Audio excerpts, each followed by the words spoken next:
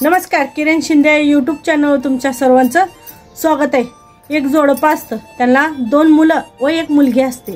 काय 2 मुलं व 1 मुलगी असते। लहानपणापासून मुलीला इतकं त्यांनी ना जपतात का नाही, खूप जीवाच्या पलीकडे जपत असतात। तिने काही हट्ट केला वगैरे देत असतात, खूप लाड करतात।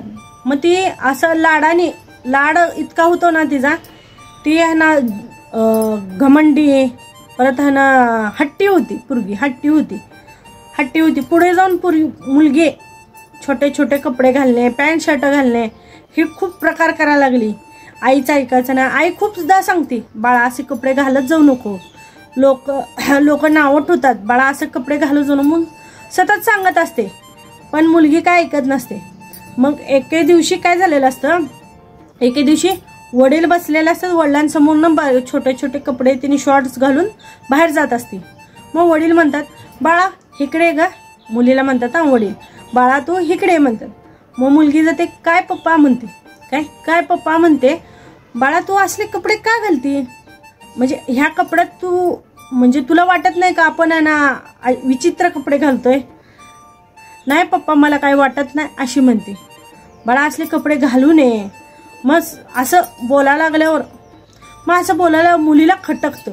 मुलगी म्हणते, मम्मी पण मलाच रागवते, तुम्ही पण मलाच रागवता, का रागवता सारखं ना, मला बाहेर जाताना ते ना म्हणजे ना थांबवता, मला फ्रीडमच देत नाही तुम्ही वागण्यासाठी।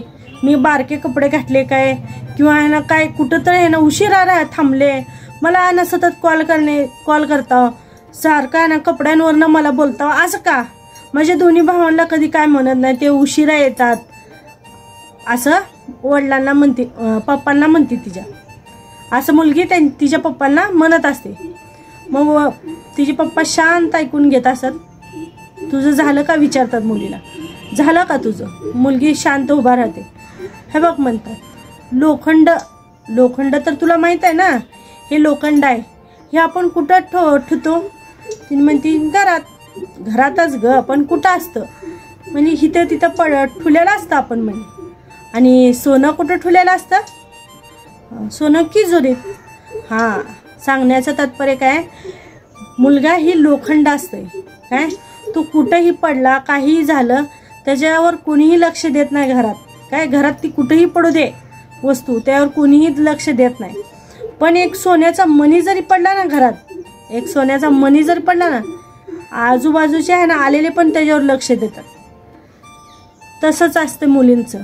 मुलगी हे तुम्ही सोनं आहात, माहिती काय, तुम्ही मुलगी हे सोनं आहे, म्हणून आम्ही एवढी काळजी करतो, आमच्या तिजोरीत तुम्हाला ठेवण्याचा प्रयत्न करतो।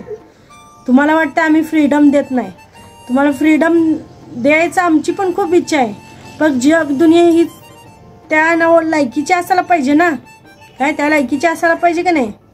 त्यामुळे तुम्ही ही सोनं आहात, सोनं हे तिजोरीतच ठेवलं जातं, बरोबर की नाही, सोनं ही तिजोरीतच ठेवलं जातं।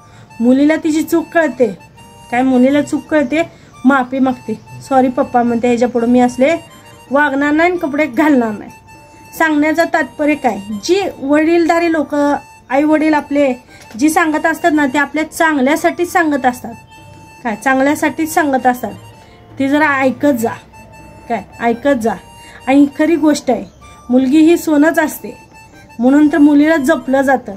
लाड पण खूप करतात, पण मुलीला खूप जपतात।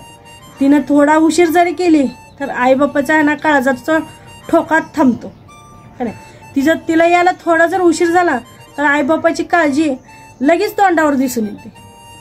त्यामुळे ना मुलींनो, तुम्ही आईबापाचं सोनंच आहात, काय तुम्ही कसं वागायचं ते तुमच्या हातात आहे। व्हिडिओ आवडल्यास लाईक करा, शेअर करा, सबस्क्राईब तर तुम्ही नक्कीच करणार।